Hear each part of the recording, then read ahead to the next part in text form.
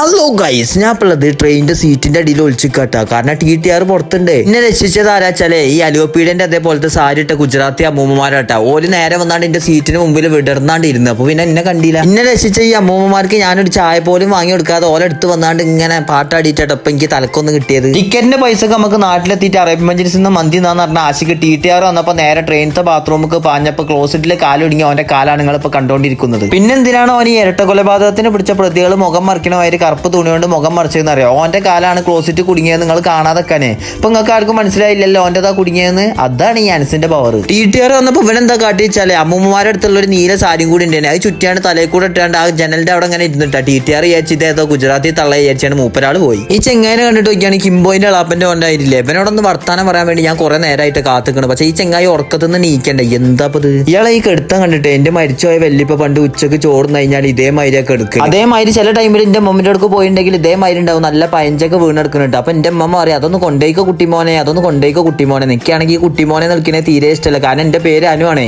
ഇമ്മമ്മ അങ്ങനെ വിളിക്കാൻ കാരണം ഇമ്മമ്മന്റെ ഒരു മരിച്ചുപോയ കുട്ടിന്റെ പേര് കുട്ടിമോനാണല്ലോ. എന്തായാലും ഈ അമ്മൂമ്മമാരെല്ലാം മിസ് ചെയ്യുന്നുണ്ട്. കാരണം എന്താ വെച്ചാൽ നമ്മൾ ഈ 12 മണിക്കൂർ ഇറ്റിങ്ങളെ കോമഡി ഇട്ടിട്ട് ഇറ്റിങ്ങളെ കഥ ഇട്ടിട്ട് ചിരിച്ച് മരിച്ചാണ്.